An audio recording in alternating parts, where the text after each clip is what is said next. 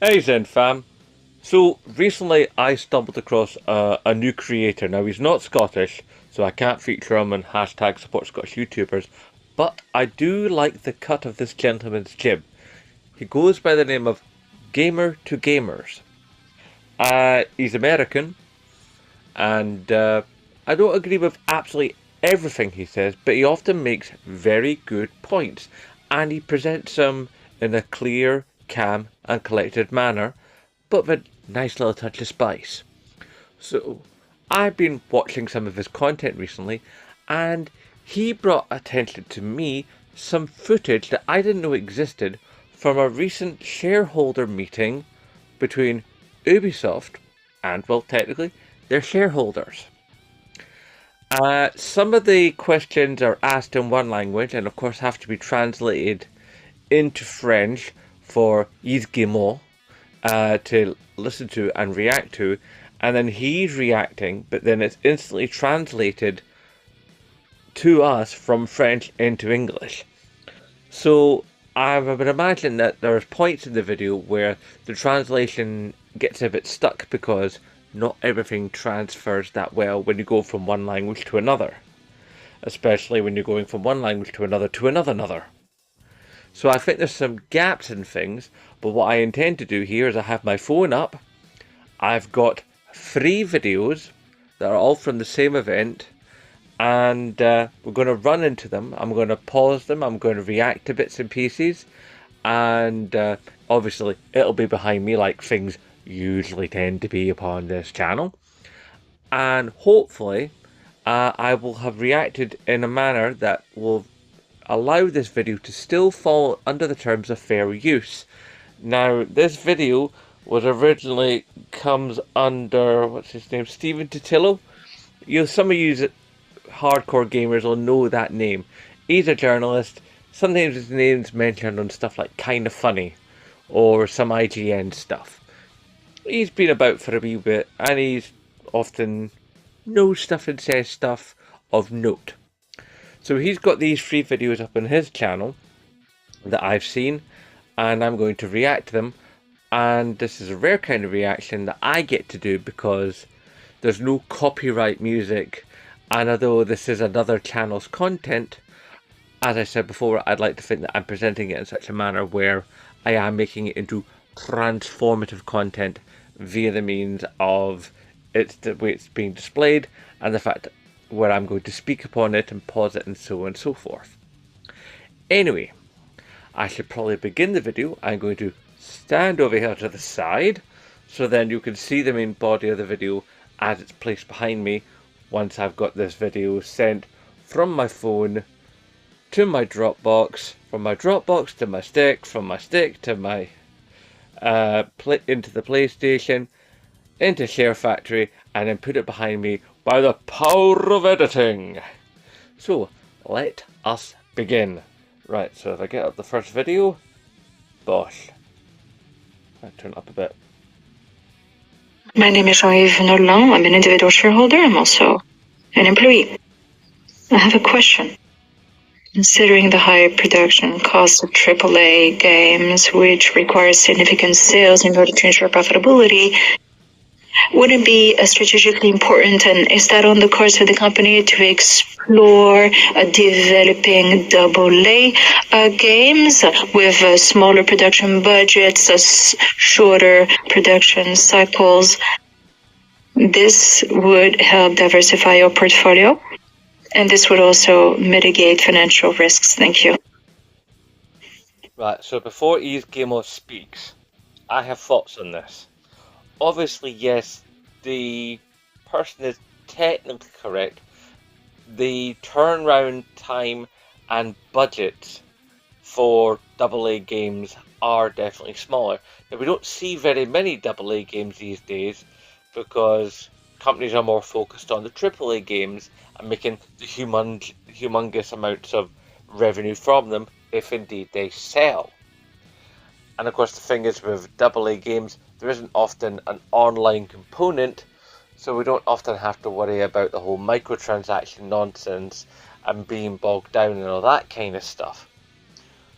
So I don't know how willing a company like Ubisoft, considering their heavy reliance on online parts of their games and of course on microtransaction culture, would be ready to actually delve into such an option. So it'll be interesting to see what Yves says here. Thank you for your question. Il est envisagé d'avoir deux types de projets. Yes, French. we're looking at two different kinds of projects. Ooh.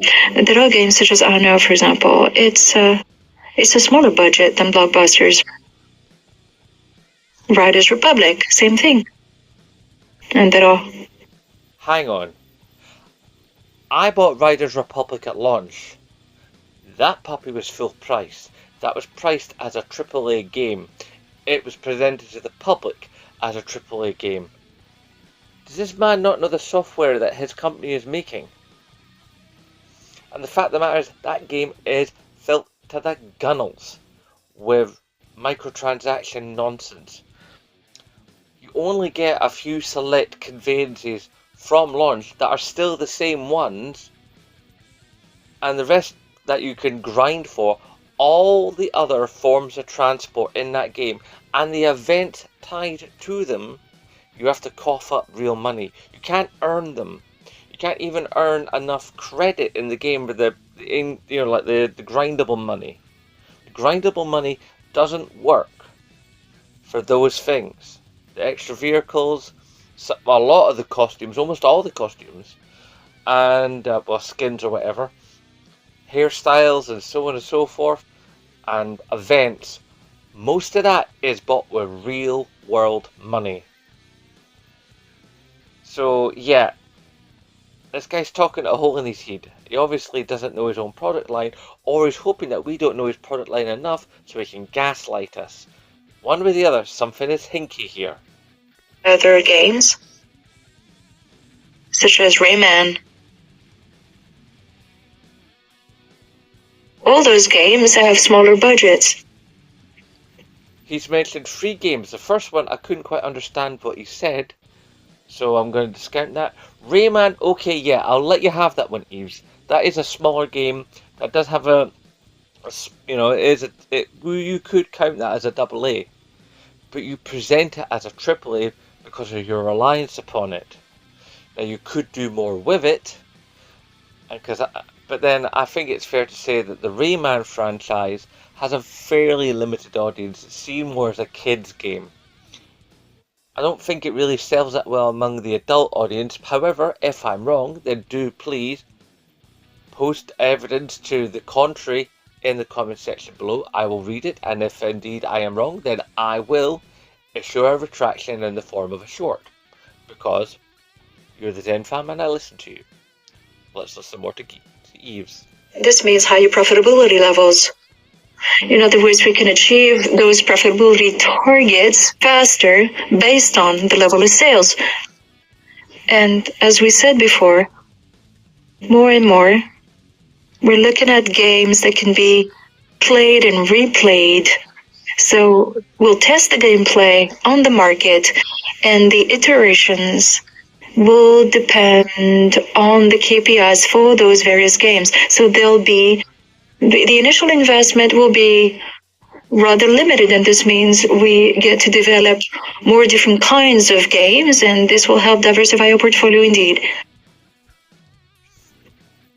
No, he's talking to a hole in his head again, right? Because when you look at Ubisoft, how many of the titles that were proposed over the last 5 years have now disappeared? So that's nonsense. Also, it's more than fair to say that, like, Ubisoft hasn't done a lot to diversify their portfolio, even when they were riding really, really high. They make a lot of their games the same way. You do a lot of the same stuff. I mean, don't get me wrong, I love a lot of Ubisoft games. I've played a whole bunch of them. You can look at my PSN profile if you like.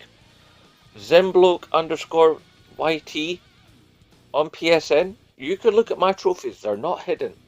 You'll see I've played a lot of Ubisoft. So I can say this with some sense of authority. A lot of the stuff you would do in Assassin's Creed is a lot of the stuff that you will do hang on. A lot of the stuff that you will do in Far Cry is a lot of the same stuff you will do in the Watch Dogs games. 3 big titles, 3 open worlds with a lot of the same mechanics. Now, yes, largely speaking, when you're playing the Far Cry games, that's all first-person perspective, and the other 2 are third-person perspective. I think, if memory serves, I think you can change perspective of the last 2 Watch Dogs games to first person if you want to. But the fact of the matter remains, those games have the Ubification effect, where a lot of the same stuff, a lot of the same mechanics, a lot of the same ideas of how to progress a narrative and how to build up a character in XP and in ability on screen for gameplay purposes is fairly similar. You might get little tweaks here and there might be changes between the 3 different titles that I've just mentioned, but there's a lot of similarity. A lot. So yeah, once again, I think Yves doesn't actually understand his own products. I don't think he even sees them. I think he gets shown a video of what happens, but I don't think he truly understands what's going on in the games that his company is selling. Yeah, that blank stare says, oh, we don't want this. So there's going to be a brief here while I cut the advert. Good afternoon, Charlie Kay. I've been an individual shareholder for the past 20 years. I am very unhappy with the catastrophic share price. Okay, so this guy is annoyed. You can hear it.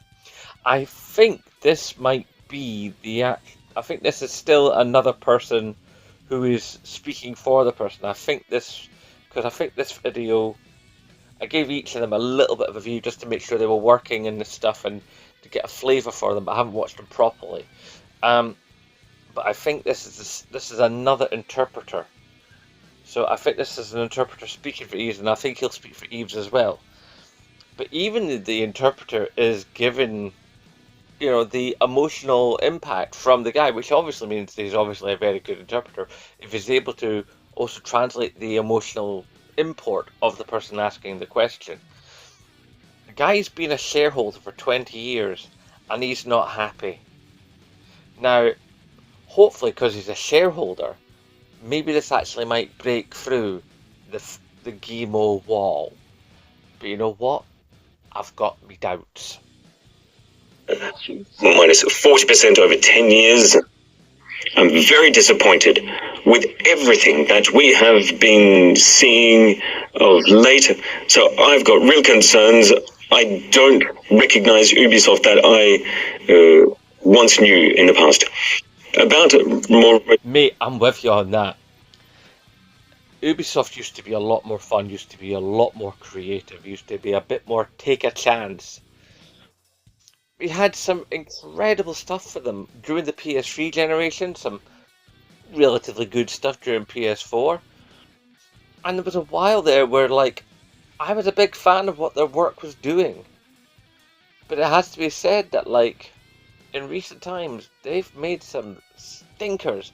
And they've done some fairly naughty things. I mean, I've got videos on the channel about some of the stuff that they've done with their employees.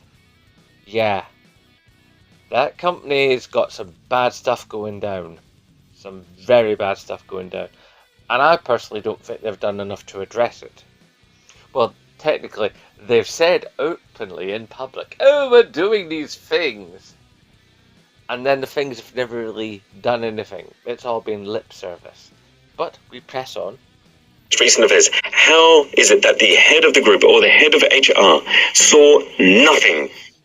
I mean, we operate in these buildings and everything is known. Everyone knows what's going on. So how is it they did nothing? They didn't stop it because it doesn't help the group with its level of creativity. So how is it that nothing was sawn and this thing?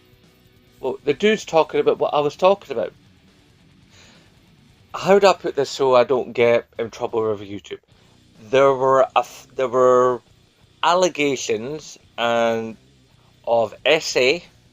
There were allegations of racially motivated language, of sexually motivated language, and basically the othering of minority groups. And for all Ubisoft's ideas about wanting to be like inclusive and all the rest of it, and trying to be all, you know, modern in their approach to the various strands of humanity, they don't seem to treat the various strands of humanity very well within the workplace. And there are various accounts of managers who were horrible on all kinds of levels, and instead of getting yeeted, they just got moved to another department. Sometimes moved to another country, moved to another city, and they moved the problem somewhere else, because these people were maybe like friends or whatever, or part of the Gimo family. So yeah, they never really solved the problem, they just moved the problem. And I think that's probably what this gentleman is referring to. And that ain't cool.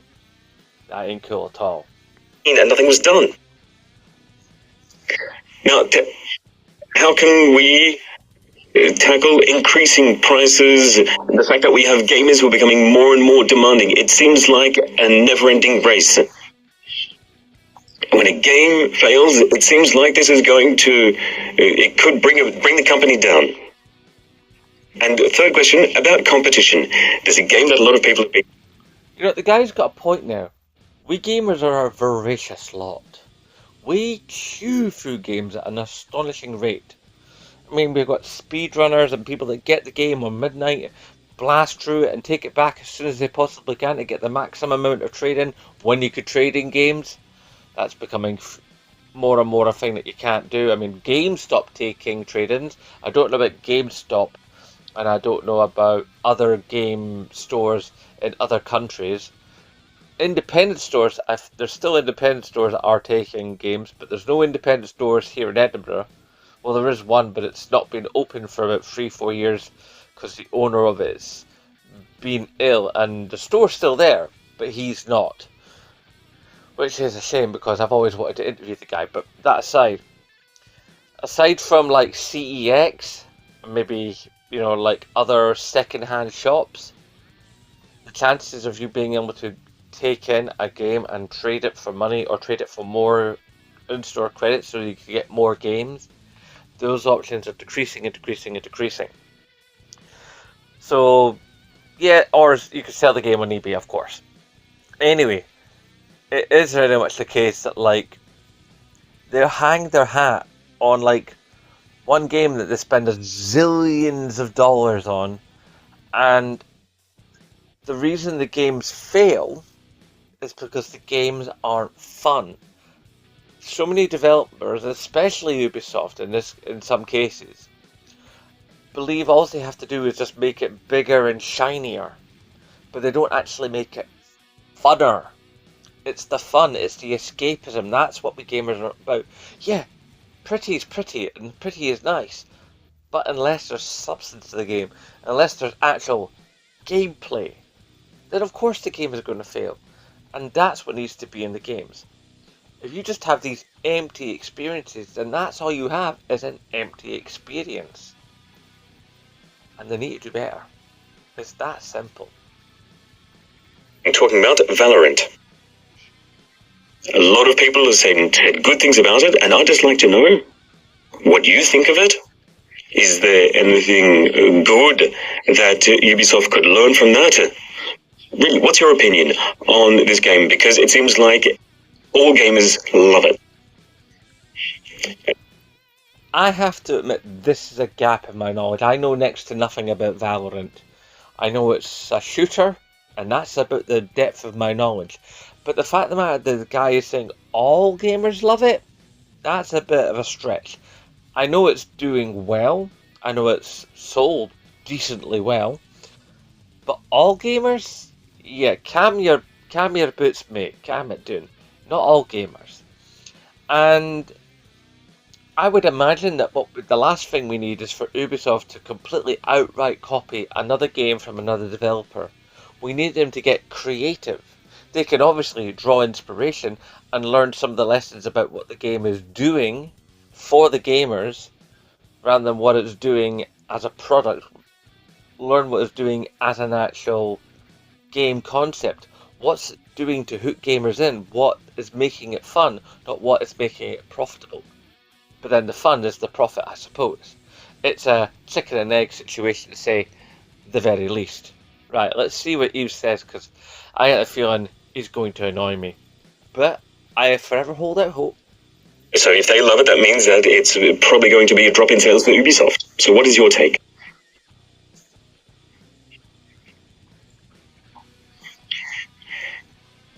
Thank you for your questions.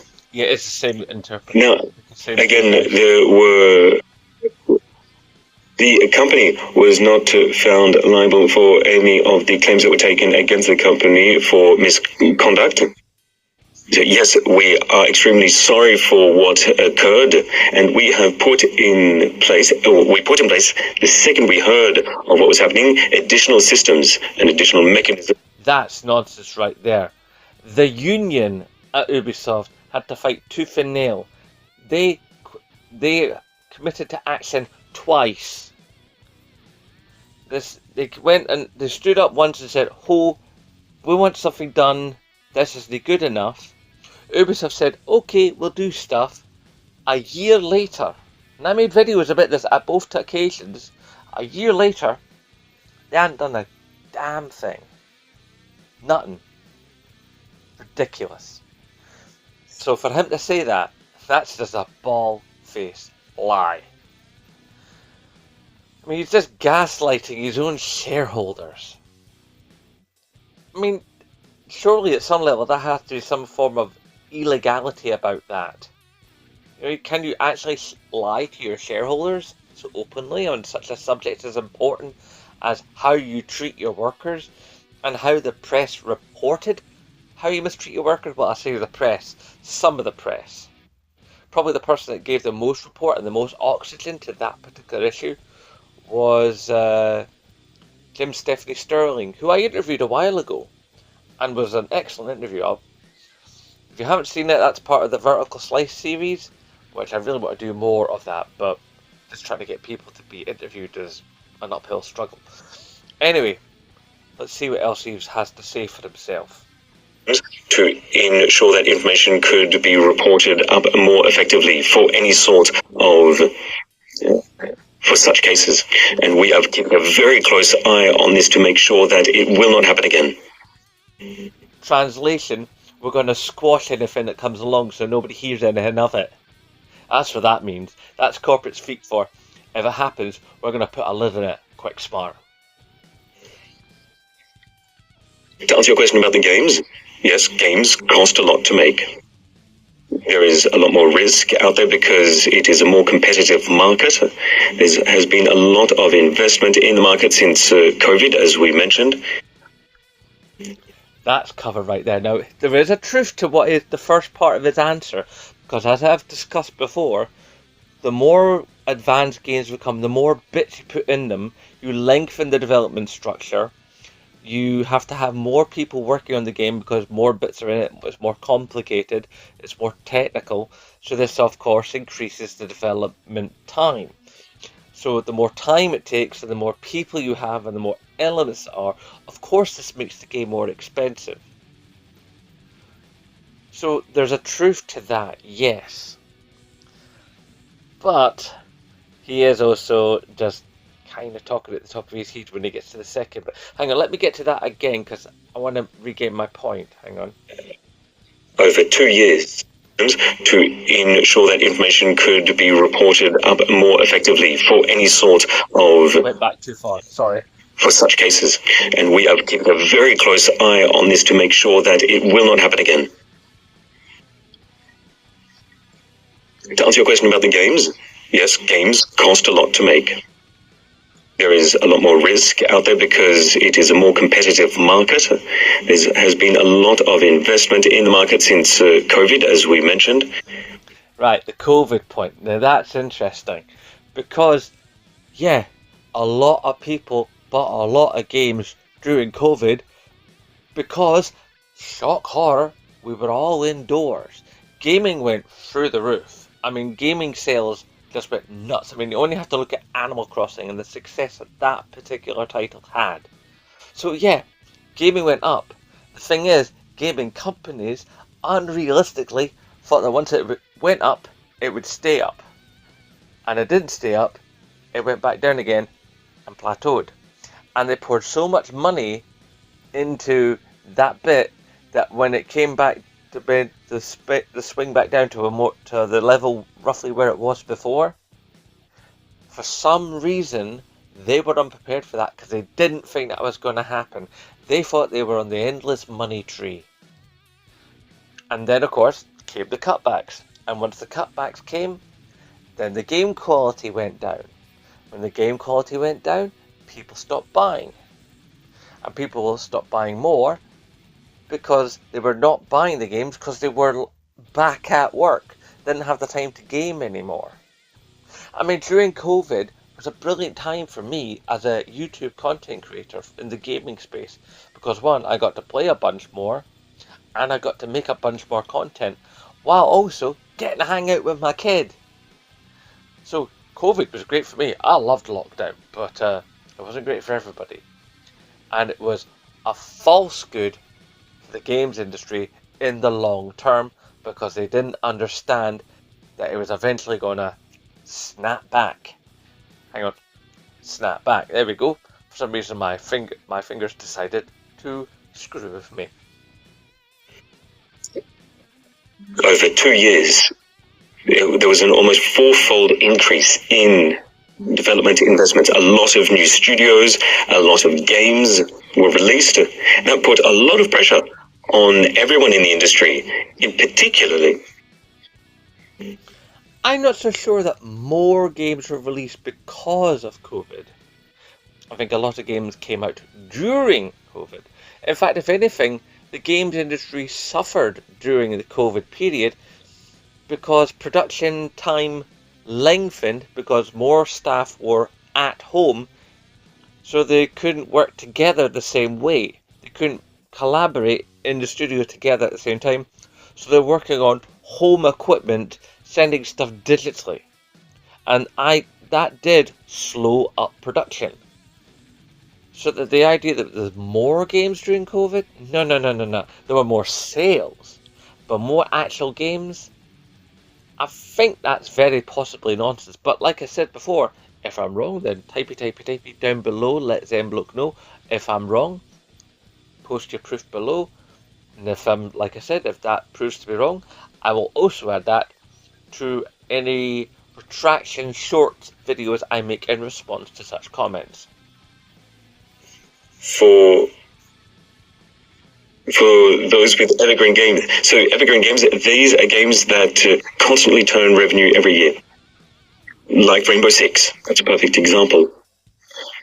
The company has invested. I'm sorry, there's a difference between evergreen games and online persistent world games.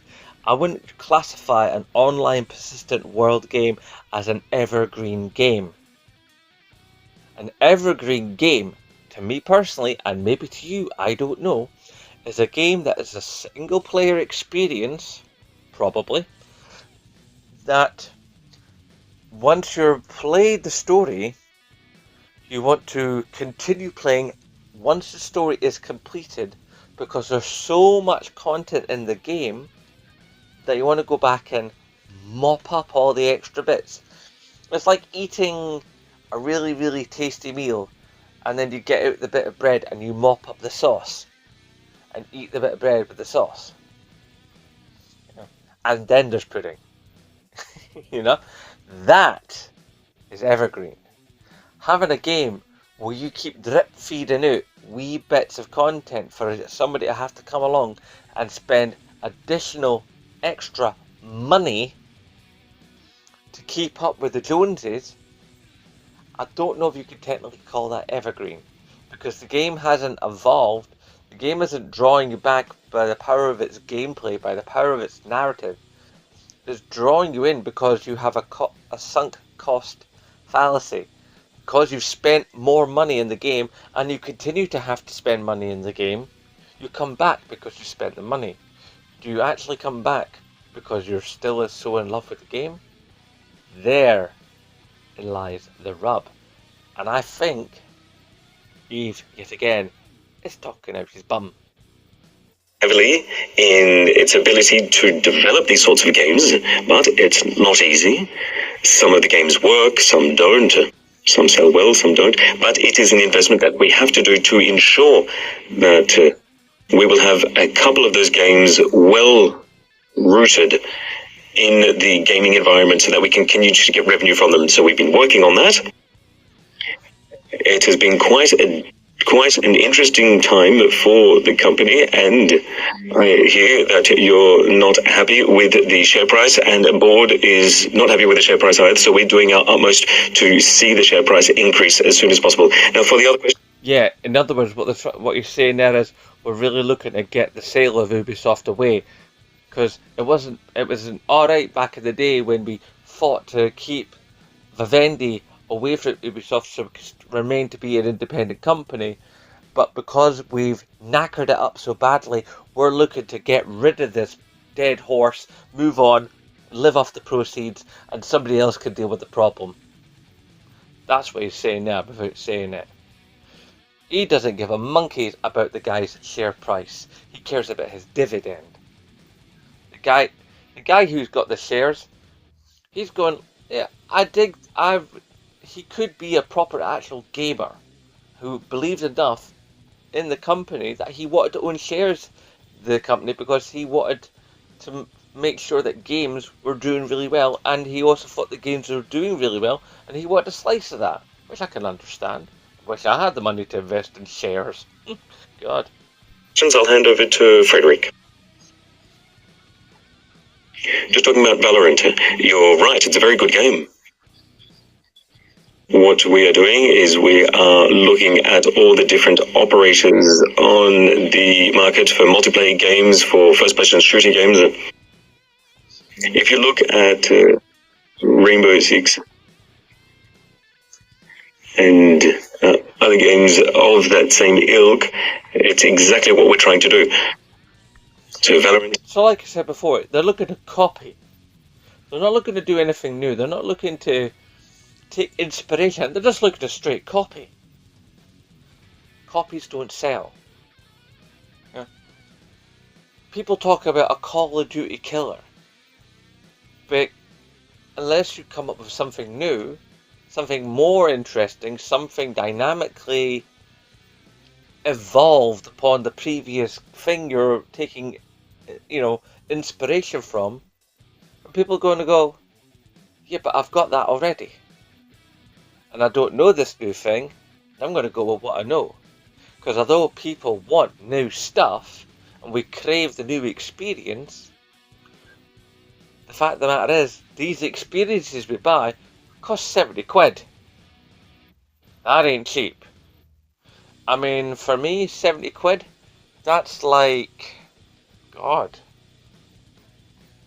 that's nearly a month of electricity.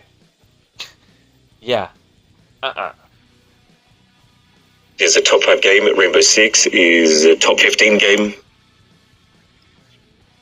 What we want to do with this game is have it in the top 10, then in the top 5 eventually. So for that, So what he's concerned about chart position of the game. Notice he never said anything about the fun of the game, the experience of the game, the immersion of the game, the graphics even. No, he's just talking purely sales numbers. Now, yes, there's an argument to be made that this is a shareholder meeting between the shareholders and the company owners. So I can understand why he's talking numbers of that particular thing. But I'm pretty sure that if that guy is a gamer and a shareholder, and from the way he was phrasing his question, I think that's the case, I don't think the guy's going to be entirely happy with that particular part of that particular response. Because it's just cold numbers. There's nothing about being fun to the gamer, and if the gamer doesn't feel they're going to get a fun experience, then they're not going to buy the game. And we're back in that part where, like, it doesn't matter what you do to the game, if the game's not fun, people are not going to play it. Our teams have been working on completely overhauling our creation system so that we can have more content more regularly released with a better suited gaming mode. We've also looked at... i.e. they want to use AI and spoil our games even further and make sure that like they can cut out staff and cut out voice talent and just have soulless experiences. Aye, jog on, son, jog on. Business model, so there's now free access to get more players into the game, and something that we could learn from Valorant is that we have worked on enhancing the overall offering for our gamers. So there's a lot that can be done, considerable growth potential, especially for Rainbow Six Siege. That was just word salad, wasn't it? That was a completely empty response. There was nothing that you could really seriously hang your hat on. Dear God. That's what I can say for that. That guy also... Valorant is a game that we're looking at in particular because it's been highly successful, not just in the Americas and Europe, but also in China, where it has recently been launched. Rainbow Six has been given the green light for release in China. So our aim is to continue improving on that, to improve on what we already have within the game, to really bolster the brand across multiple geographies. And it's quite an interesting benchmark for us because it's a solid performer. I'm not arguing with that. It is a solid performing game. Oops. Hello, Mr. Emo. Sorry for the pause there. There was another advert, so obviously there was it's going to be a jump cut. I apologise, but I'm not giving free advertising space to companies I do not care for or products I do not care about. Anyway, so we'll scoot that back a little bit and we'll let the person speak again. Now, this is the video that I saw bits of on Gamer to Gamers content and I wanted to react to. Now, I'm going to hear this properly now so I can really react to it because I was listening to his video and I was kind of watching it on a sugary bus. So now I get to really dive deep into this one. And this is the one that actually inspired this video, and also the video that this video came from was the video that actually made me subscribe to Gamer to Gamers. So yeah, like I say, I'm going to leave a link for him in the description, so go check the guy out. Oh, also, while you're checking things out, remember, if you are a person that likes events by Anime League, and you might be going to one of the future Anime League events for any one of the other cities that will have a gaming and anime convention from Anime League, remember that there is, if you watch the recent Glasgow Gaming and Anime Convention video, at some point you'll be directed to a link, and that link will take you to an opportunity to win a 30 quid voucher off your next Anime League experience. So it could be a ticket, it could be for your it will be for your ticket package. I'm not sure if you're going for like 1 day or 2 days. Maybe it's like a 1 day package, and that could probably like severely cut the price of 2 tickets for you and a friend, or you and a partner. Or you might be able to cut the price down for you to get like the Saturday and the Sunday. Who knows? But yeah, seriously, look for that video, watch that video, get that link, follow that link, and listen to how it is, because the whole point of the competition is to get me to 1.5k, and once at 1.5k, that's when I will do the name in the hat draw for the competition winner. But do bear in mind that there is a time limit, because eventually the voucher will age out. So get me to 1.5, have a chance of winning that voucher, you know what to do. We shall continue. Hello, Mr. Emo. I'm a recent shareholder, but I'm a long-standing user of Ubisoft wares. I have a couple of questions. I like that. She's a recent shareholder, but she's a long-time gamer. So she's obviously a bit like me. At least I assume it's a woman, because they've used a woman to do the voice. Maybe they got a woman for female questioners and a bloke for male questioners. I don't know, but we'll go on that assumption. I could be wrong. If I am, I apologise to the question asker, of course. And for anybody who might feel offended by the fact that by the possibility of me misgendering someone. Anyway, we shall continue. First of all, regarding Assassin's Creed Shadows. There's been a lot of controversy regarding that game. How do you respond? Ubisoft has been accused and criticized for this wokest trend. I mean, this is happening in 16th century medieval Japan, and the main character is an African samurai. That's a bold choice by Ubisoft. And in the story, he falls in love. That's one of the possibilities of the game. He gets to fall in love with a transgender character. So, woke or no woke? How do you explain Ubisoft's deteriorated reputation, which may actually challenge the foundations of your organization? So is that a show of openness on your part, or are you going to backtrack or backpedal on that leftist political agenda? Okay, by the tenor of the question, I'm thinking this might actually be a male questioner. You see, there's an interesting question dynamic at work here, because it's obviously working on the recent sort of topic that's been doing the rounds for the last 2-3 years online of go woke, go broke. Now, to anybody new to the channel, I'll put my hand up and admit it, I'm a big old lefty.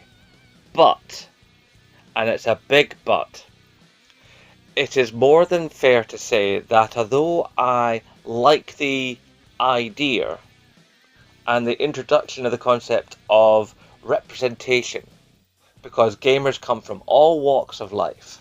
All walks of life. There's more than just single white guys on a couch playing video games and that's it. Gamers come in all shapes, sizes, castes, colours, creeds, religions, you name it. All kinds of sexualities and asexuality. It's all possible because gamers are humans and humans come in a multitude of varieties. However, just lumping a bunch of stuff in willy-nilly with no particular sensibility to the standpoint of the game's setting, to me is folly.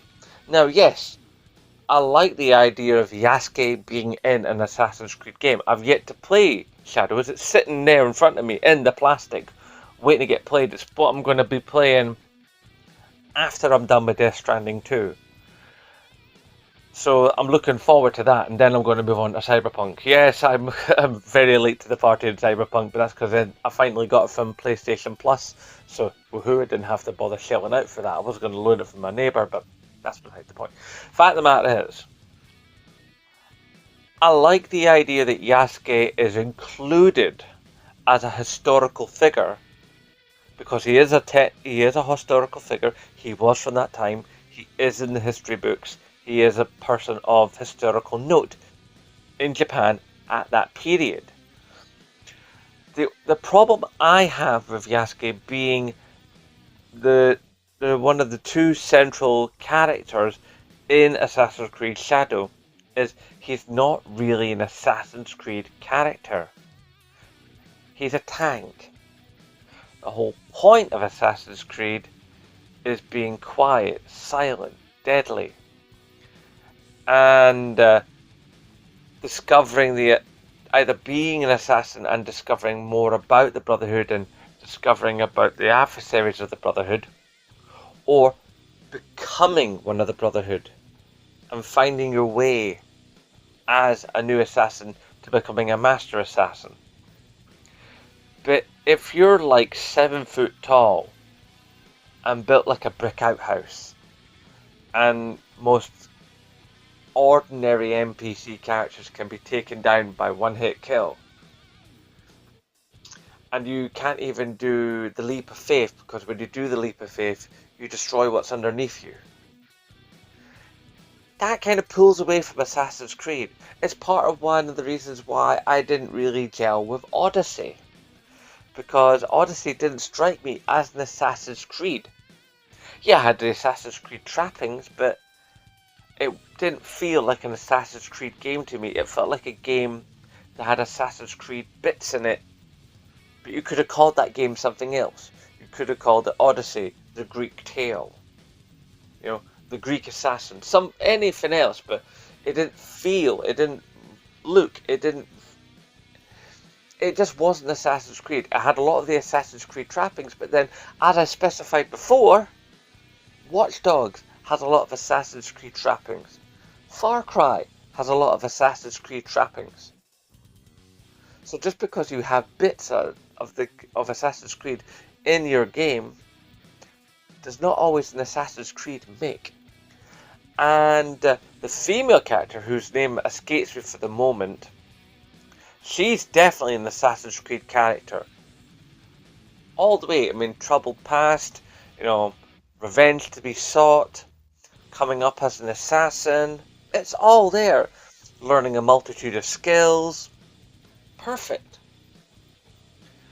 Now, the whole thing that the questioner said here about Yashki having the opportunity to fall in love with a transgendered person. Now, I'm not against the idea of a transgendered person being in a historical game. Transgendered people are noted as far back as ancient Greek society, so there's no issue there. When I take issue with it, it just seems like something that's been shoehorned into the game because transgendered rights, although a good thing, are very much a subject du jour. It just seems like something to grab headlines, to grab discussion. So stick that in the game. So it's like, oh look what we're doing. We have a transgendered person, and one of the characters who is also a bit contentious in the media landscape is also in the game, and they might do the thing. And you're like, that just seems forced. Yeah, have characters who might be transgendered, or who might be alternate to the rest of the characters in the game because of a particular twist of fate, or have characters who are of a different sexuality to everyone else around them, and that leads you down a different path of story for what that character's like in that universe, in that time, in that story setting, because that gives you another element to explore for the story. But if you're just throwing these elements in willy-nilly just for a reaction or just for a headline, then you're failing as a game writer. You're failing as an idea person. You're just chucking past at the wall and seeing what sticks. There has to be more deliberate moves. It's sort of like, it's cool that he has that option, and I love the idea that it's an option. You could meet the person and not pursue that. That's kind of a bit Mass Effect. I dig that. But the idea that it's in there so then people talk about it because it's controversial and that gets the game more talked about. That is sloppy. It's heavy-handed, and quite frankly, it takes advantage of an already put upon group, a minority group. And people talk all the time about, oh, trans agenda, and so many trans people here, or no, so many trans people there. Do you have any idea, right? Take North America. Take trans sports. Do you know how many trans athletes there actually are professionally in the whole entirety of American sports, from the collegiate level to the top of the professional level? Less than 0.1%. There's something like about 80 professional trans athletes through all the levels of American sport. About 80, 84 of them, I think it is. And we all know that the population of America is stupidly large. Right, North America. 84 people, roughly speaking. Less than 100 out of literally billions of people. And having a giraffe. It's like, yes, these groups are important. Yes, they deserve representation. But they deserve measured representation that doesn't just use them as a talking point. As a point of, ooh, look at the thing. Jangle, jangle car keys. No, these are people. They are a group of humans. They're not just a fancy thing for you to chuck in your game. And you could say exactly the same thing for Yasuke. You know, it's like, oh, look, black bloke. Yeah, and?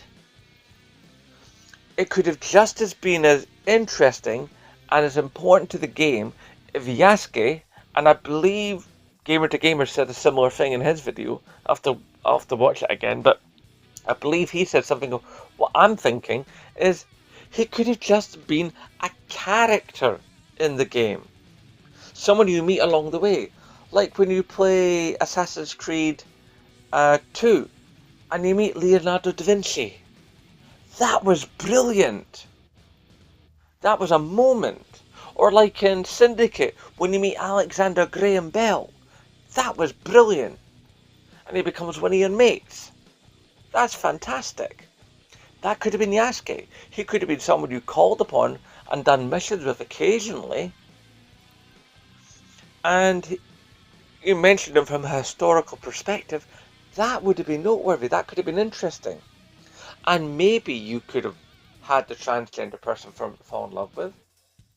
You know, maybe your character could introduce the two characters, and through how you control the story through your actions, could impact Yasuke and impact the transgender character to maybe fall in love. That would have been more interesting, and it would have developed a greater level of immersion. Ergo, greater gameplay. And that's what video games are about. They're about the gameplay. They're not about chucking in random groups of different types of human for talking points. We're here for the gameplay. We're not here for controversy. Let alone imagined controversy, manufactured controversy. And my phone's gone off. So I'll have to bring it back. There we go. Hopefully I'm still recording. I got too busy there chatting away. Hopefully my screen recording software is still working. Hang on. Let me just check. My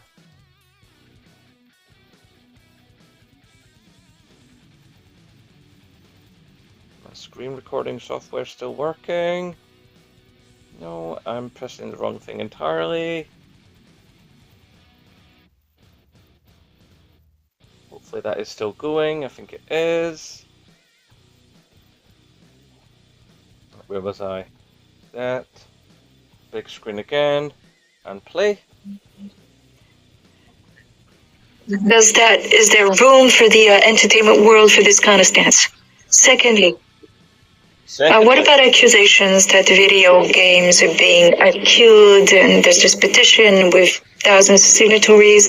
How do you make sure that games remain playable and accessible even after server support is discontinued? This petition was initiated in 2024. Okay, now this is one of the things that made me want to make this video, because it's how Eves responds to the Stop Killing Games movement. Because there's been some sneakies going on. Because like there was basically a report put into the Stop Killing Games movement accusing some of its operatives of not acting within the rules. When they have done, they were very careful to make sure that they acted within the rules, and yeah, so they tried to pull it down through legal means and failed. And they've been doing this thing in the media where they've been talking against the Stop Killing Games movement and deliberately misunderstanding, like going, no, we believe that this is what they're wanting and that's not good feasible. And the Stop Killing Games movement going, that's not what we're saying.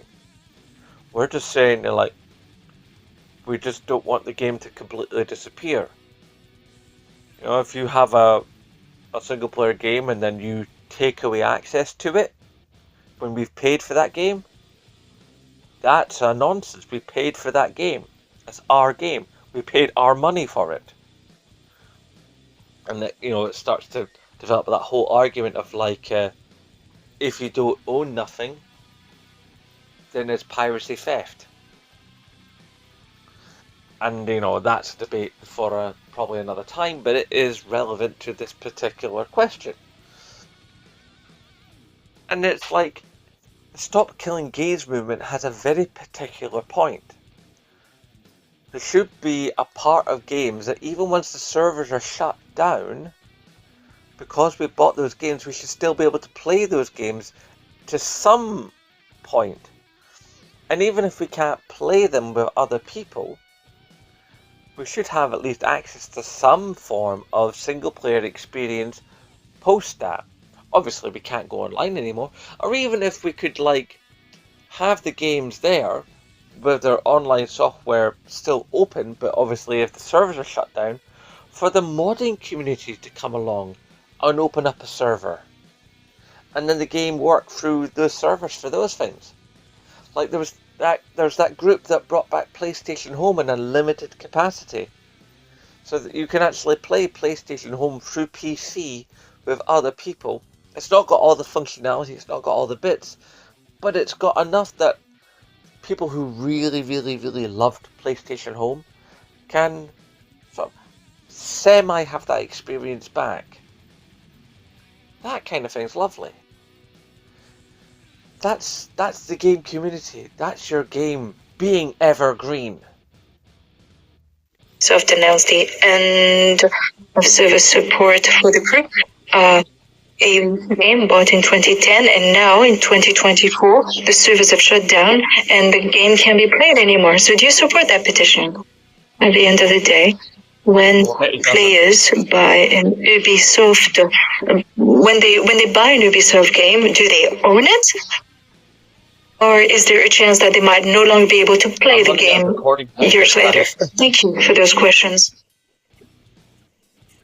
Let me start with Assassin's Creed Shadows. There's one thing you need to consider. When you get to play the game, you understand that the game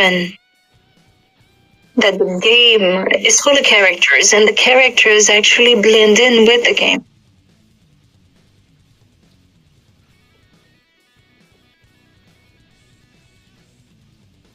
Obviously, with regard to this particular game, what was our goal? We wanted to showcase characters with heroic journeys.